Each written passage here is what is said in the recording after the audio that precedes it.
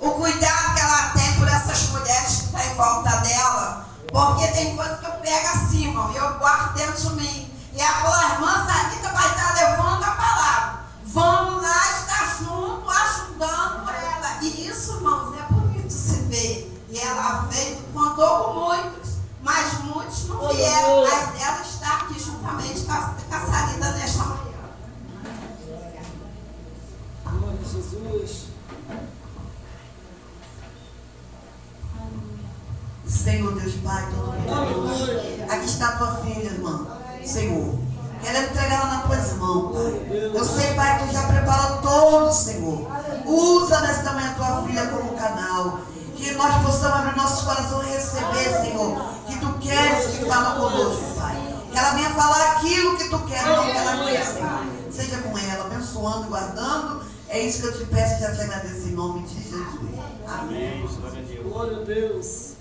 A paz seja para a igreja. Amém. Eu quero cumprimentar todos na manhã desse dia e dizer que eu estou muito feliz, né, por estar aqui. Né, louvado seja o nome do Senhor. Faz tempo que eu faço projeto de vir aqui. Sempre chamo Glória a Deus. minha irmã, vamos no Carlos Sampaio. Às vezes chama outras irmãs, vamos no Carlos Sampaio e a gente nunca vem, né? Mas graças a Deus, hoje foi o dia, né, que Deus preparou para estarmos aqui. E ontem, né, quando a irmã Deronice me falou, né, que era para pedir para trazer a palavra aqui, durante o tempo que ela falou comigo, eu fui já para a palavra, né, para estudar a palavra. Mas Deus tacou assim, fechou tudo. Deus. E eu falei assim: Jesus tem misericórdia. Fechou tudo, não entendia nada e Deus não falava nada comigo. Quando foi ontem, aí eu falei assim: Senhor, eu fiquei assim, Senhor, será mesmo que é dia de eu ir lá? Pensei assim comigo. Aí ontem meu esposo amanheceu passando mal. Aí eu falei assim: olha aí, Jesus, acho que não é dia de eu ir lá. Aí fiquei na minha, né, fazer serviço, pôr para a Bíblia, falo com Deus e aquelas coisas todas. Aí liguei para a irmã Deronice, meu esposo estava pior. Aí liguei para ela, liguei: irmã, já vou lhe avisar para a irmã pensar no segundo plano, né? Para não deixar em falta, né? Já avisei ela ontem. Aí, não, irmã, vamos orar. Vamos orar. Eu estou lá ligada no céu também. Fui para a Bíblia, nada, tudo fechado. Aí fui lá lavar a louça, né? E o meu lá em casa é a pia para o lugar que eu sempre lá. Fui lavar a louça. Quando eu estou lavando louça lá, aí veio a mensagem assim do Senhor na minha vida. E eu falei assim: Jesus, que coisa linda, coisa linda, Deus, né? E ele me dava em Jeremias 18. E depois a gente vai para o tema da campanha, né? Em Jeremias 18. A gente vai ser só um versículo, 2 versículos lá. E a gente vai também para o tema da campanha, né? Que é em 1 Reis 18, no versículo 30. Jeremias 18, deixa eu achar aqui. Os irmãos conhecem a palavra, né? E diz assim: o vaso do oleiro, a impenitência do povo. A palavra do Senhor que veio a Jeremias dizendo: levanta-te e desce à casa do oleiro, e lá te farei ouvir as minhas palavras. E desci à casa do oleiro, e eis que ele estava fazendo sobre, como o vaso que ele fazia de barro se quebrou na mão do oleiro, tornou-se a fazer dele outro, conforme o que pareceu bem aos olhos fazer. Então veio a minha palavra do Senhor dizendo: não poderei eu fazer de vós como fez esse oleiro, ó casa de Israel. Diz o Senhor: eis que como o barro na mão do oleiro, assim vós eis que como o barro na mão do oleiro, assim sois vós na minha mão, ó casa de Israel. Somente até aqui. Agora vamos lá para o tema da nossa... Em 1 Reis 18, versículo 30, é o tema da campanha, né, irmão? Louvado seja Deus, versículo 30, que diz assim: então Elias disse a todo o povo: chegai-vos a mim. E todo o povo se achegou a ele e reparou o altar do Senhor que estava quebrado. Aí as irmãs podem se sentar.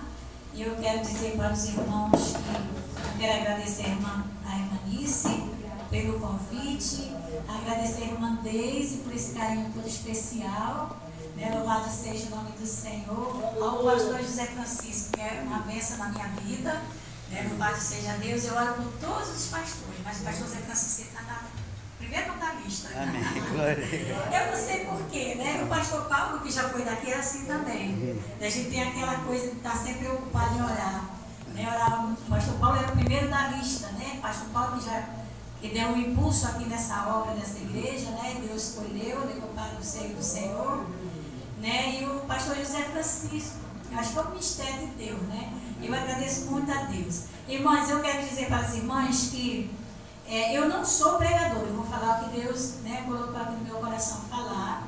É um tema assim bem forte, né? Isso é um tema bem forte, como diz a irmã Nice, né? Que é pancada mesmo, né?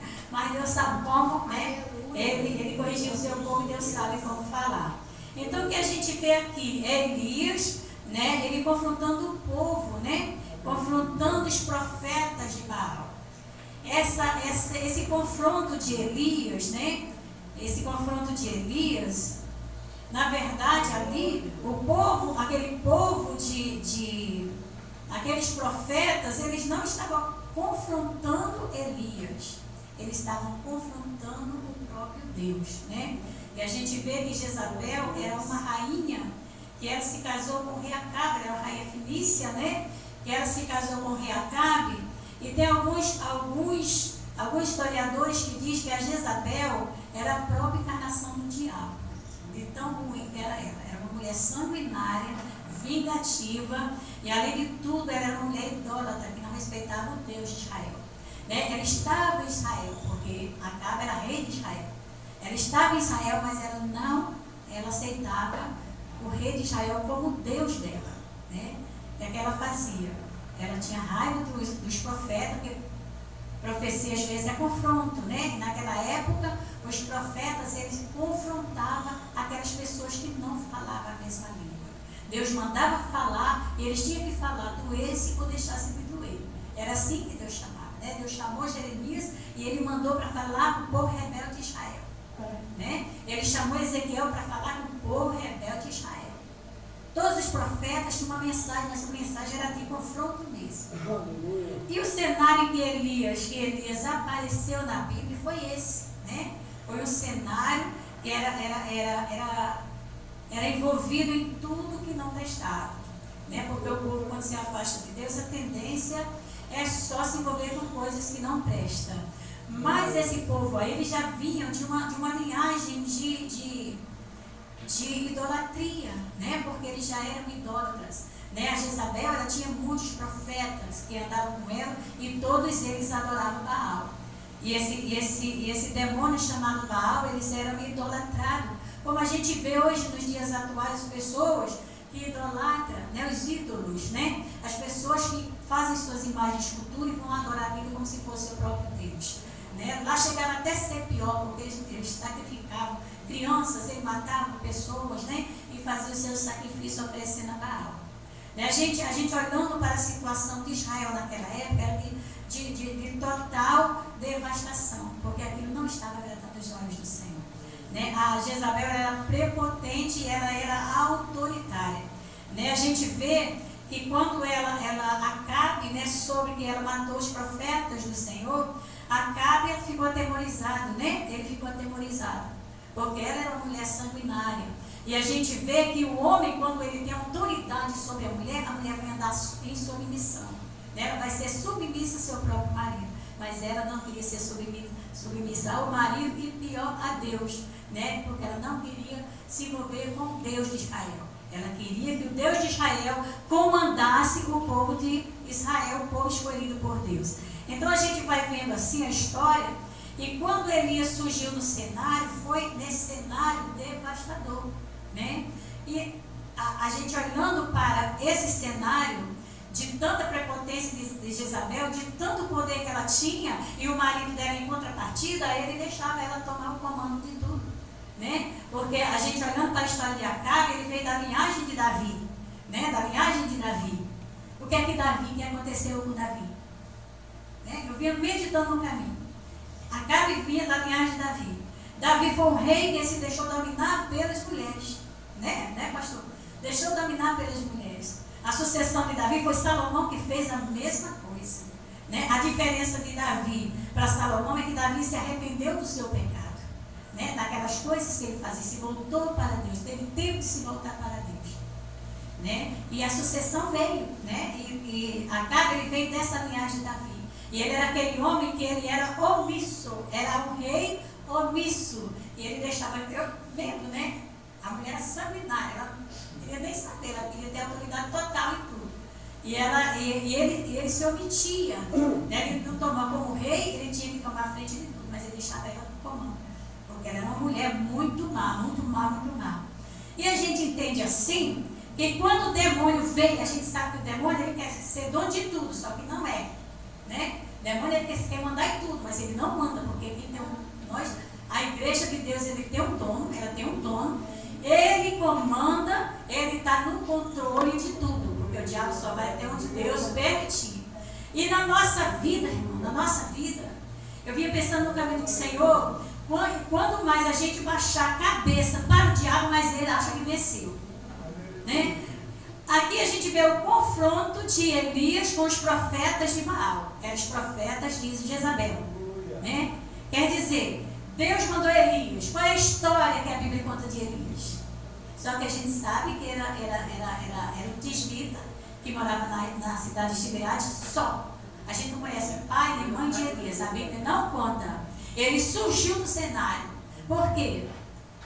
Para Deus mostrar para aquele povo lá quem era ele na vida de Elias. Irmão, para confrontar aquele povo só com muito poder do céu. Para nós, servos de Deus, confrontar o diabo só com muita autoridade de Deus. Essa autoridade Deus deu para Elias. Essa autoridade Deus deu para o pastor. Essa autoridade Deus deu para você. Mas se você tiver na condição de enfrentar o diabo, irmão, porque o diabo ele não brinca com nenhum de nós. Nunca brincou. Nunca brincou com nenhum servo de Deus. Ele não quer que a gente fique aqui. Ele não quer que fique aqui. Ele não quer que o pastor fique ali. Ele não quer que a igreja fique cheia. Não quer. Às vezes a gente olha assim e vê, cadê o povo da igreja? Vai na casa de cada um e pergunta o que é que está fazendo. Cada um tem uma coisa para fazer. Desculpa que a gente coloca. Desculpa que a gente coloca. Irmão, Deus trabalha, a Bíblia diz que Ele trabalha em prol daquele que espera nele. Diz que um com Deus, ele é maioria para enfrentar o inferno. E eu acredito que seja. Porque Elias estava aqui diante de mais de 400 profetas. Tudo preparado por Jezabel para enfrentar o que viesse. E Elias enfrentou. Elias não estava sozinho. O Senhor mandou que ele fosse, e ele foi. Aquele altar simbolizava o povo de Israel, né? Quando Deus mandou tirar as 12 pedras lá do Rio Jordão, simbolizando as tribos de Israel, os filhos de Jacó, né? Deus mandou fazer um altar. E Elias pegou 12 pedras para fazer o altar. Louvado seja o nome do Senhor. Elias queria dizer para aquele povo, aqueles profetas, que ele não estava só. Porque o Deus de Israel, o mesmo Deus que tirou o povo de Israel lá do Egito, estava lá com ele para desfazer aquela demanda de Jezabel, para mostrar para aquela mulher que o Deus que estava governando Israel não era aquele Deus que ela queria. E eu estava lá em casa meditando nessa palavra. E Deus me levou lá para Jeremias. Eu comecei a conversar com Deus e Deus começou a falar comigo, irmão. Quando a palavra de Deus diz assim, para Jeremias, ele estava fazendo aquele vaso, né? Aquele vaso. Quem é o vaso, pastor? Não somos nós?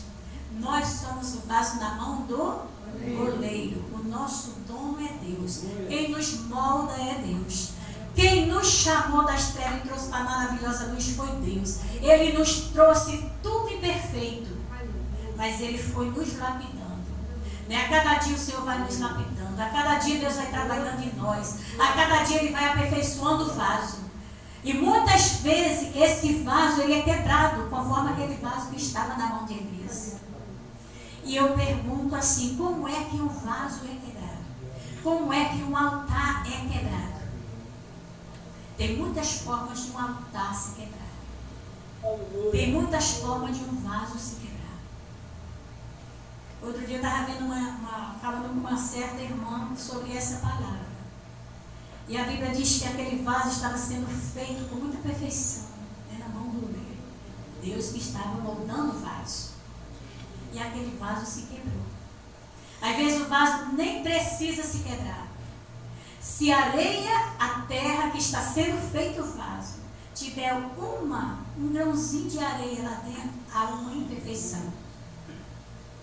Porque a terra para fazer o vaso, ela tem que ser lisa, não pode ter nem um grãozinho a mais, ela tem que ser lisa. A nossa vida diante de Deus, ela não pode ter nenhuma brechinha sequer. Porque essa brechinha que há no vaso é onde o inimigo ele começa a entrar. E na casa de Deus, a gente sabe que tem muitas pessoas que o altar está quase em ruína e não estão percebendo. Irmão, uma pequena coisa.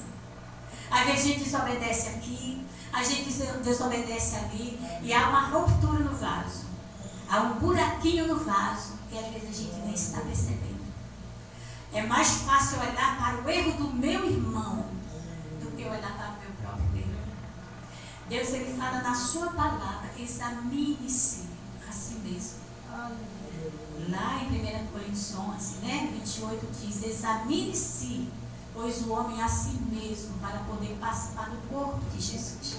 E às vezes tem muita gente da casa do Senhor que não está olhando para si, mas está olhando para o seu próximo, está apontando o erro do seu próximo, está apontando a rachadura no vaso do seu próximo, está mostrando a ruptura que há no vaso do seu próximo, e às vezes o seu está em ruína e você não está percebendo. Deus me chamou a atenção para esta situação. É preciso eu olhar para o meu vaso. É preciso eu olhar para mim mesmo, para dentro de mim mesmo, para que eu possa continuar servindo o nosso Deus. Irmão, se tem uma coisa que nos acusa e mais destrói o crente, não é Satanás. Porque o Senhor nos dá autoridade para repreender ele. Não é Satanás que nos acusa. O que mais nos acusa é a nossa consciência. Se analisar bem, quem mais acusa um crente é a nossa consciência. Porque, irmão, diante de Deus nada passa em completo. Nada. Quando a gente se ajoelha diante de Deus, fale com Ele. Fala assim, Senhor, examina a minha mente, examina meu coração. Como é que está a minha situação diante de Ti? E às vezes, irmão, tem coisas na nossa consciência que você nem percebe, mas ali, quando você cai na real, você começa a dizer, não, mas eu não estou bem. Mas eu não estou bem. E você precisa analisar onde é que você está errando, para poder você se chegar diante de Deus. Porque não tem ninguém que nos conheça mais do que o nosso Deus. Aleluia. Eu falo de experiência própria. De experiência própria. Eu fui acusada de coisas que eu não fiz. E eu acho que não existe coisa pior do que você ser acusado de coisa que você não faz. E eu caía nos pés do Senhor. E eu falava assim, Senhor, Tu me conheces. Tu me conheces. A minha consciência diante do Senhor está em paz. Está em paz, não está me acusando. Porque eu estava limpa diante do Senhor, diante da acusação. Alguém queria olhar para mim e colocar uma ruptura no meu vaso. Mas quem estava lá em cima olhando a situação do meu vaso era o nosso Deus. Do mesmo jeito que Ele olhou para o vaso, esse vaso aqui, Ele olhou para você também. Ele olha para você também. A coisa melhor do mundo é a gente se ajoelhar diante do nosso Deus e não ter do que nos envergonhar. Não ter do que nos envergonhar. Porque servo de Deus, que é servo de Deus, eu acredito que diante de pecado, que é uma coisa que faz a ruptura no vaso, diante de desobediência, ele não vai ter coragem de dizer e chegar para o Senhor: Senhor, eu estou limpo. Não vai. Servo de Deus não pode fazer isso. Servo de Deus tem que pedir ao Senhor: Senhor, me ajuda a me examinar, a olhar para onde é que eu estou errando, aonde é que eu estou deixando a brecha, aonde é que eu estou deixando aquela fagulha que está estragando o meu vaso. Quando a gente começa a fazer isso, irmão, a história muda. Porque Deus, Ele nos chamou para ser luz e não nos chamou para ser treva. Né? O Senhor nos tirou do mundo das trevas e nos trouxe para a sua gloriosa luz. Então, vaso de Deus, pessoas que conhecem a palavra de Deus, ele vai buscar o Senhor, ele vai orar a Deus e o Senhor vai te mostrando onde é que você está errando. Irmão, quando a gente faz isso, você vai seguindo em paz o seu caminho. E Deus vai trabalhando no seu vaso, e Deus vai aperfeiçoando a sua vida. E aquilo que você está incomodando você, daqui a pouco Deus tira e limpa e transforma a sua vida. Às vezes a gente fica batendo na mesma tecla: Senhor, eu quero ser assim, Senhor, eu quero ser assim. Mas às vezes a gente não para pedir a Deus: Senhor, me examina do alto da cabeça, Senhor. Examina a minha mente, examina o meu coração. Porque o coração é terra que somente Deus conhece. A gente olhando, Elias era um profeta solitário. Era um profeta sozinho no meio daquele povo. Mas Deus estava com ele. E ele foi. E ele confrontou aqueles profetas de Baal. E ele fez aquele altar. E diz historiadores que quando ele mandou fazer o altar, né? Ele foi lá e fez o altar. Os profetas fizeram o altar. E ele falou assim: não coloca fogo agora. Né? A palavra diz: não coloca fogo agora. Espera. Eles foram, oraram, pediram ao Senhor, que o Deus deles, que mandasse fogo. E Baal não respondeu. E Elias fez: agora é minha vez, eu vou fazer o meu altar. Né? E vou invocar o meu Deus. Mas não coloca água agora também não. Né? Não coloca fogo agora também não. E aí, alguns historiadores dizem que naquela época, o povo, para enganar os inocentes, né? Enganar os inocentes, eles tinham um túnel que vinha para debaixo do altar. E nesse túnel eles faziam como se fosse um funil. E lá distante ficavam pessoas assoprando fogo, que era para dar a impressão que era o fogo que eles estavam clamando, que o demônio lá estava acendendo, o Deus dele estava acendendo fogo. E Elias, sabendo disso, o que é que ele fez? Não coloca fogo agora. Faça o altar, porque ele ia clamar o Deus de Israel para mostrar quem era Deus. Porque eles usavam de artimanha para enganar o povo. Né? Eles usavam de artimanha para enganar o povo. Porque eles clamavam e o fogo subia, mas o fogo de Deus, ele desce. O fogo de Deus, ele desce na igreja. Não é de baixo para cima, é de cima para baixo que o fogo desce. Irmão, eu descobri uma coisa na palavra de Deus. E nós temos que orar todos os dias, pedir a Deus: Senhor, manda fogo na igreja. Porque a igreja do Senhor está ficando adormecida. Eu não estou vendo, Deise? Vamos pedir fogo para a igreja, porque o fogo de Deus, ele não vem da terra, ele vem do céu. Para aquecer o povo dele que está na terra. E infelizmente o povo do Senhor que está na terra está esfriando. O fogo está se apagando, a chama já está com cinza por cima. E é preciso, irmão, a igreja de Deus, quando se reunir, aqui tem fogo de Deus, irmão. Porque é o Senhor o que manda fogo, que faz todas as coisas aqui em nosso meio. E aquele povo, aqueles profetas, eles enganavam o povo, dizendo que o fogo saía. Eles pediam a Baal e o fogo subia, mas não era não. Era para enganar o povo, né? Porque é muito fácil enganar o povo. Até mesmo o povo de Deus é fácil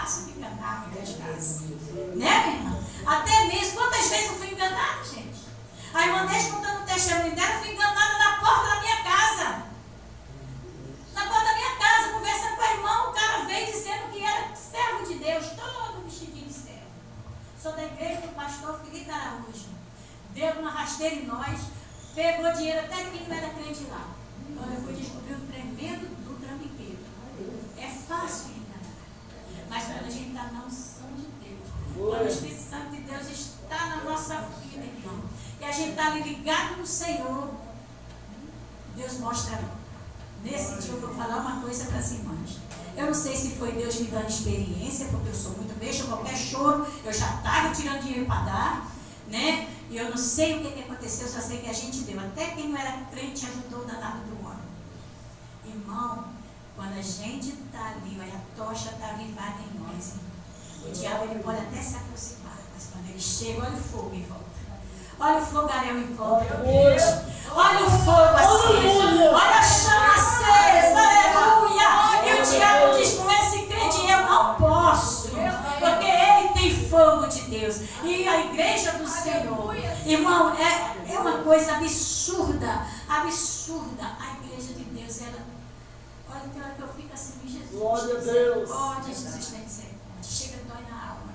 Porque a igreja que eu conheci há 40 anos atrás era uma igreja que o pastor chegava assim, ó, os demônios já estavam se manifestando. O pastor chegava na porta do escritório dele, os demônios já estavam se manifestando. Não podia ver a presença do pastor. Não podia, o pastor chegar, era gente demoniada caindo para tudo que era lado. Ele nem dizia assim, ó, demônio, eu estou chegando. Não, só bastava ele chegar na porta da igreja. Era assim a igreja que eu me converti. Irmão, o diabo, ele falava coisas que você nem imagina o que ele pode fazer na vida de uma pessoa. E era muita gente endemoniada, muita gente endemoniada. Mas Deus, ele fazia uma obra extraordinária. A gente via a alma se rendendo aos pés do Senhor. Não tinha um culto. Não tinha um culto. E mais de 10 pessoas não vinham à frente de aceitar Jesus como Salvador. E hoje a gente está preocupada com as coisas desse mundo. As